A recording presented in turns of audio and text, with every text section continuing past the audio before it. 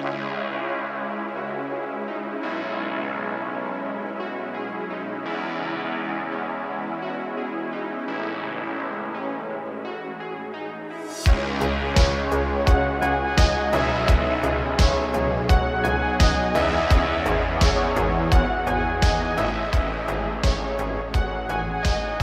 to you from 4,200 feet in the hills of Oregon, it's the voice of Chi-Town, the reddest beard in the high desert, your host of the MOA broadcast, Sam Wilson.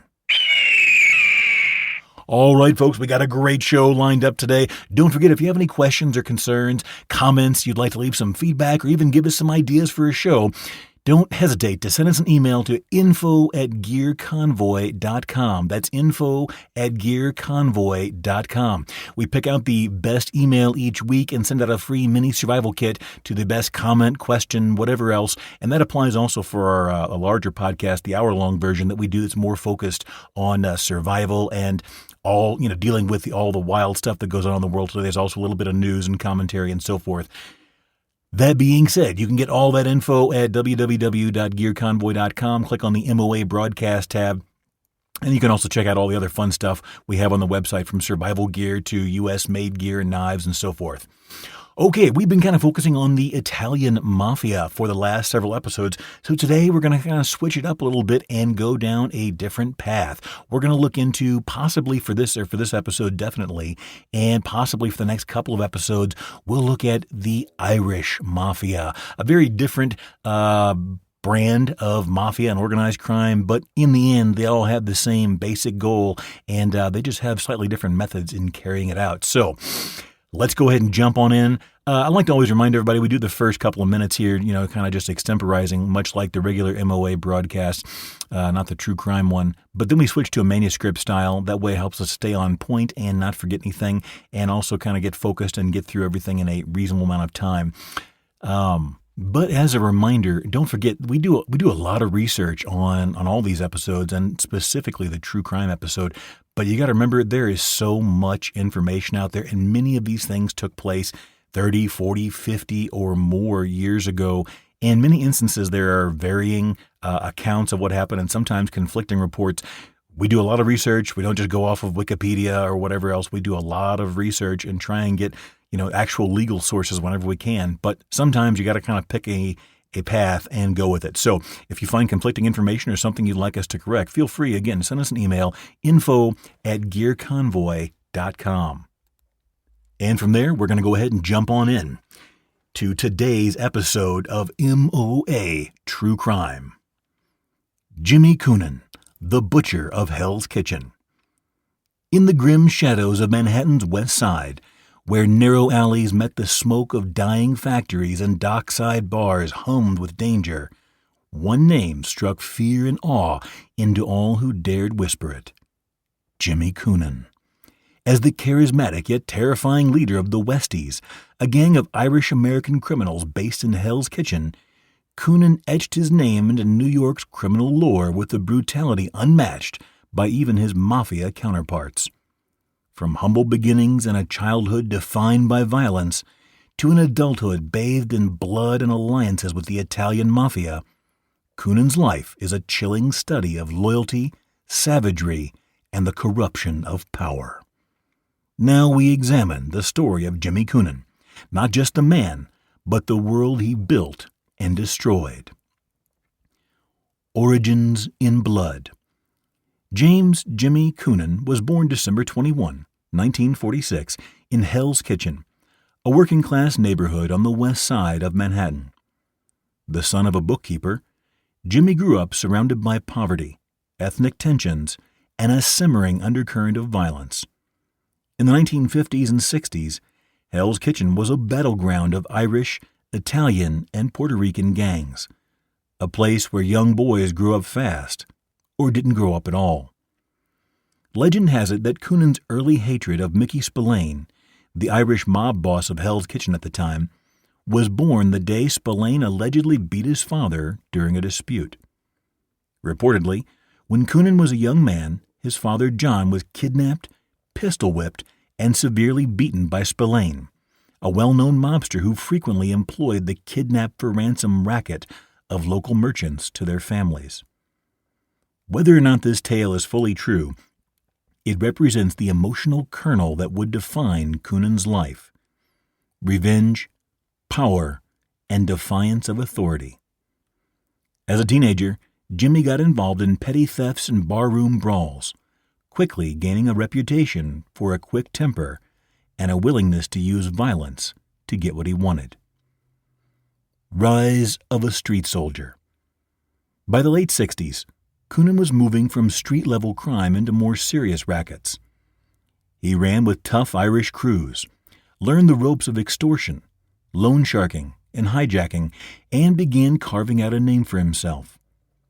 According to conflicting reports which have been difficult to corroborate, one of his earliest known run-ins with law enforcement may have been a botched kidnapping attempt in 1966, in which Coonan tried to snatch a loan shark, possibly to hold for ransom. The plan went sideways, and Coonan was arrested and sentenced to prison. But even incarceration didn't slow his rise.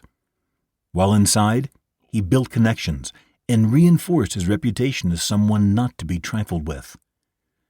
Upon his release in the early 70s, Jimmy returned to Hell's Kitchen with sharper instincts and a burning ambition: to take down Mickey Spillane and become the undisputed boss of the West Side. Spillane had ruled Hell's Kitchen for years, running a relatively conservative operation. He avoided drugs, maintained a truce with the Italian mafia, and kept violence to a minimum. But Coonan didn't believe in half measures. He saw drugs, guns, and bloodshed as the price and privilege of power. The War for Hell's Kitchen. The conflict between Jimmy Coonan and Mickey Spillane erupted into a full-blown gang war in the mid-70s. Spillane had a loyal base, but Coonan was younger, more ruthless, and had a newer breed of enforcers at his side. Among them was Francis Mickey Featherstone, a paranoid, hot-headed Vietnam veteran with a hair-triggered temper and a taste for blood. The duo, backed by an increasingly vicious crew, began a campaign of assassinations, ambushes, and strategic intimidation aimed at dismantling Spillane's empire. Bodies started piling up. Rivals were gunned down in bars and on street corners. Informants were tortured, killed, and sometimes dismembered, a grisly tactic designed to send a message to anyone considering betrayal. The Westies quickly became known not just for their efficiency, but for their brutality. On May 13, 1977, the war for Hell's Kitchen came to an abrupt and violent end. Roy DeMeo, one of the most prolific killers in mafia history and head of the DeMeo crew, was deeply tied to Paul Castellano, the Gambino boss at the time. DeMeo specialized in making people disappear, literally, through dismemberment and disposal, also known as the Gemini method, and was often deployed for sensitive or high-priority murders. The turf war was settled quickly and definitively. Spillane was waiting outside his girlfriend's apartment in Woodside, Queens, when he was shot once in the head. The hit was quick, silent, and professional, a textbook mob execution. He was 47 years old. There were no witnesses, no immediate suspects, and the case quickly went cold. The NYPD and FBI immediately suspected a mafia hit, but no one was charged. According to some accounts and speculation within law enforcement circles and mob biographies, DeMeo may have carried out or arranged Spillane's murder as a favor to Coonan, thereby eliminating a long-standing obstacle to both Gambino expansion and Coonan's ambitions of running Hell's Kitchen. Crowned in blood, the Westies take over. With Mickey Spillane out of the picture, Coonan emerged as the new kingpin of Hell's Kitchen. But this was not a quiet transition of power. It was a reign inaugurated with blood. The Westies, Coonan's hand-picked crew of enforcers, killers, and streetwise gangsters, had gained a reputation so fearsome that their name alone struck fear in people on both sides of the law. They weren't just violent, they were theatrical about it.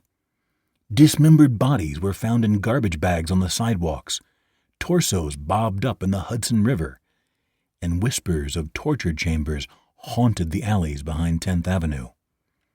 For the residents of Hell's Kitchen, it was as if the neighborhood had fallen under the rule of a rogue militia. Early on in their grisly reign of terror, the Westies decided to settle up on a rather large debt held by Jewish loan shark Ruby Stein. Stein was a powerful and feared loan shark in Manhattan during the 1960s and 70s. He operated mainly out of the Garment District in Midtown and was known for his extensive lending operation, particularly among gamblers, bookies, and small-time crooks who couldn't borrow from banks. Ruby Stein was not a mobster in the traditional sense. He wasn't a made man, but he operated under the protection of the Genovese crime family, which gave him both legitimacy and security in the treacherous world of street hustlers and professional criminals. He was in his 60s at the time of his death and was seen as a quiet operator with a huge amount of cash in circulation. Since Coonan and his Westies were trying to prove themselves to the Gambino family, led at the time by Paul Castellano, this was a golden opportunity. Take out a major player like Stein, seize his assets, and show they were capable of big-league violence and racketeering. Coonan lured Stein to the Times Square Hotel under the pretense of a business meeting. Stein, unaware he was walking into a trap, was ambushed by Coonan and his crew, which included Mickey Featherstone and Eddie the Butcher Comiskey. He was shot in the head almost immediately upon arrival. Stein's body was then dismembered in a bathtub, a gruesome Westies trademark. The remains were packed into garbage bags and dumped into the East River. According to reports, a member of the Westies forgot to deflate the lungs before throwing the torso in, and Stein's torso washed up on shore and was found a few days later. But only parts of his body were recovered, making it hard for police to piece together the full story. The alliance with the Gambino family. Coonan, unlike many Irish mob leaders before him, was forward-thinking in his brutality. He didn't just kill to eliminate threats. He killed to build street cred. He knew fear was currency, and he spent it lavishly. But his most strategic move was also his most dangerous. He courted the Italian mafia. Coonan understood that to truly thrive in the cutthroat jungle of New York organized crime, he would need protection and opportunity. The Italians, specifically the Gambino crime family, at the time run by Paul Castellano and his powerful underboss Agnello Della Croce, were the ruling class of the underworld. For decades, they had regarded the Irish as unruly, unreliable street thugs. Coonan intended to change that perception. He brokered a deal. In exchange for carrying out hits and working jobs for the Gambinos, the Westies would receive mafia backing and a slice of the city's wider criminal enterprises. Della Croce, known for his old-school mafia ethics, saw promise in Coonan and agreed. It was a historic pact, one that elevated Coonan's power beyond Hell's Kitchen and made the Westies an official extension of La Cosa Nostra's killing arm. The alliance also brought new sources of income: control over union jobs at the piers, construction rackets, labor extortion, gambling dens, and drug trafficking. The Westies practically became millionaires overnight, but wealth only sharpened their appetite for destruction. Murder as business, dismemberment as intimidation. To truly understand the terror of the Westies under Coonan, one must understand how they treated murder not just as necessity, but as performance. It wasn't enough to kill someone. The method had to send a message. The Westies were among the few Irish gangs to adopt mafia-style dismemberment as a regular tactic. They studied it. They refined it. They embraced it. And most of all, they seemed to enjoy it. Victims were sometimes taken to a butcher shop owned by a Westie associate, where they were dismembered with meat saws. Others were chopped up in apartments, their remains stuffed into bags and boxes and dumped into the river. Sometimes, parts were scattered in different burrows to complicate identification. This wasn't just for efficiency, it was psychological warfare. Among the most chilling murders attributed to Coonan's orders, Vincent Governaro was a small-time gangster and associate on the periphery of Hell's Kitchen's underworld. While not a central figure in the Irish mob or the mafia, Governaro made a deadly mistake. He insulted or crossed someone within the Westies, likely Jimmy Coonan or one of his close enforcers. In the world of the Westies, disrespect was treated as a capital offense. Action was taken, swiftly and with a frightening level of savagery. Governaro was lured to a location, possibly under the guise of a meeting or drink. Once captured, he was beaten, tortured, and murdered. Details from FBI informants and witnesses claim Governaro was tied up and tortured before being killed. To inflict maximum damage both on the victim and those who heard about it, he was brutalized with a baseball bat all over his body. Then, his fingers and ears were cut off, possibly while he was still alive. Finally, his body was dismembered, and some parts, including his head, were never recovered. What remained of his torso was dumped, likely into the Hudson River or left in a remote location to rot. Eddie the Butcher Comiskey, once a trusted member of the crew, was killed after a power dispute. He was lured to a party, shot in the head, and dismembered in a bathtub. His body parts were weighted and dumped into the East River. Dominic Baldy Dom Martirano, an Italian associate, disappeared after a disagreement. Though never proven, insiders believe Coonan had him killed and disposed of in the same fashion. Coonan's inner circle enforced absolute silence and obedience. Disloyalty was a death sentence. But cracks were beginning to form. Power, paranoia, and the turning tide. For all his outward confidence and commanding presence, Jimmy Coonan lived under a veil of growing paranoia. Power in the criminal underworld is never truly secure, and the more the Westies expanded their influence, the more internal instability threatened to collapse everything he had built. By the early 1980s, the Westies had transformed from a scrappy gang into a ruthless syndicate. They controlled loan sharking operations that bled entire neighborhoods dry, skimmed profits from the local unions, and ran illegal gambling operations stretching from the piers of Manhattan to the bars of Queens. They operated extortion rackets targeting construction firms, trucking companies, and nightclubs. For a time, it seemed they were untouchable. But inside the gang, loyalty was beginning to fray. The madness of Mickey Featherstone. Francis Mickey Featherstone, Coonan's volatile right-hand man, had always been a time bomb. A diagnosed schizophrenic with a hair-triggered temper, Featherstone often acted without warning, flying into rages or descending into silent paranoia. His war record from Vietnam gave him a dark mystique, and his willingness to kill made him indispensable. But Coonan knew that Featherstone was also unpredictable and increasingly unstable. One of the most telling signs of dysfunction came with the murder of Harold Whitehead, a friend of Featherstone's who had apparently been talking too much about the gang's activities. Featherstone allegedly shot him in the head and left the body in the basement bathroom of a bar.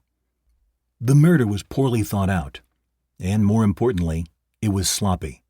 It drew attention. Not long after, Featherstone was arrested and charged with murder. During his trial, prosecutors introduced evidence of the Westies' involvement in numerous killings. Featherstone's mental state and his refusal to follow orders increasingly put pressure on Coonan, who was worried that his second-in-command might one day flip. That day would come sooner than expected. Featherstone's paranoia deepened when he realized that Coonan and the crew had set him up. In a calculated move to protect himself and preserve the gang, Coonan allegedly framed Featherstone for a murder he didn't commit. The killing of a bartender named Michael Holly, whom the Westies believed was a potential informant. Featherstone was convicted and sentenced to 25 years, but the case against him began to unravel. When he discovered evidence of the frame-up, something inside him snapped. Facing life in prison and betrayal by his closest ally, Featherstone did the unthinkable for a gangster of his stature. He turned government informant. His cooperation with the FBI marked the beginning of the end for Jimmy Coonan and the Westies. Collapse, trial, and the fall of Jimmy Coonan. When Mickey Featherstone agreed to cooperate with federal authorities in 1986, it sent shockwaves through the criminal underworld. Featherstone wasn't just a minor player. He was the heart of the Westies' enforcement arm, Coonan's most trusted lieutenant, and a man with an encyclopedic knowledge of the gang's darkest deeds. He knew where the bodies were buried, quite literally, and now he was willing to talk. Federal agents were already building a RICO, Racketeer-Influenced and Corrupt Organizations Act, case against the Westies. They had informants, wiretaps, and years of investigative legwork, but Featherstone's testimony was the missing cornerstone. With his help, prosecutors could finally lay bare the inner workings of one of New York's most violent gangs.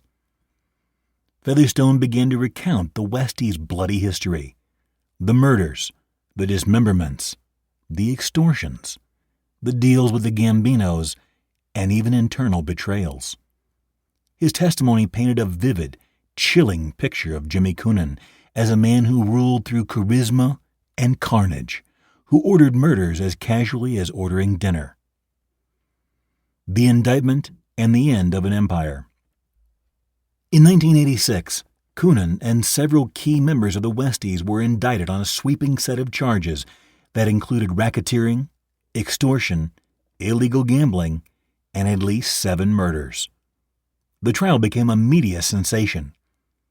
In a city already captivated by the mafia's golden age, the Irish mob's unraveling was front-page news. Coonan, ever the calculating leader, tried to present himself in court as a family man, a misunderstood businessman, a victim of overzealous law enforcement. But the evidence, and especially Featherstone's testimony, told another story. Jurors heard about how victims were lured to meetings, killed, chopped up, and discarded like garbage. They saw photographs of crime scenes and heard tales of blood-soaked bathtubs and industrial meat saws. In 1988, Jimmy Coonan was convicted on multiple counts of racketeering and other charges. He was sentenced to 75 years in federal prison, effectively a life sentence. As far as the justice system was concerned, he would never walk free again. The fall of the Westies. With Coonan behind bars and Featherstone in witness protection, the Westies collapsed almost overnight. The remaining members scattered or picked off by law enforcement. Without their leader, they were just another gang with too many enemies and no organization. Hell's Kitchen itself began to change. The docks were no longer controlled by mobbed-up unions. Gentrification crept in. Old Irish bars were replaced by high-rise condos and coffee shops. The neighborhood that once trembled under Coonan's shadow slowly shed its violent past. The prison years. After his conviction, Coonan was sent to a high-security federal prison. Now well into his 70s, he has faded from public view. He has been repeatedly denied parole and is unlikely to ever be released. By all accounts, he has lived a quiet, uneventful prison life, a stark contrast to the chaos he once orchestrated on the streets of New York. But even behind bars, Coonan's legacy continues to cast a long shadow. His story is a cautionary tale, a case study in the evolution of street gangs into structured, mafia-style organizations, and how those structures inevitably break down under their own violence and mistrust. Conclusion: The Ghosts of Hell's Kitchen. Jimmy Coonan's story is a bloody and violent tale of woe. It is the story of a boy born into a world of poverty and violence, who climbed to power not by transcending that world, but by becoming its most terrifying product. He was, in many ways, the last of the Irish mafia rulers, a man who tried to stand toe-to-toe with La Cosa Nostra and succeeded, if only briefly. But in the end, all that remains of Jimmy Coonan are stories, many of them drenched in blood, some in admiration, most in fear. His reign is over, his gang scattered or dead, and the neighborhood he once ruled has transformed beyond recognition. But for those who lived through the Westies' heyday, the memories remain vivid, a flowing river of blood and dismembered bodies from all those who didn't make it out alive. All right, folks, that's going to do it for today's episode. Man, the Irish Mafia is just as bad as the Italian Mafia, right? Certainly something you don't want to be involved in. Man, what a mess. Okay, we're going to wrap it up there. Don't forget, if you have any questions, concerns, comments, whatever, feel free to shoot us an email, info@gearconvoy.com, and feel free to check out the www.gearconvoy.com website, all kinds of good info there about the MOA broadcast and other things. So that's going to do it for us. Thanks for joining us again. And remember, folks, if you wait to prepare, it may be too late. If you don't make it out alive, you don't make it out at all. Stay safe out there, folks.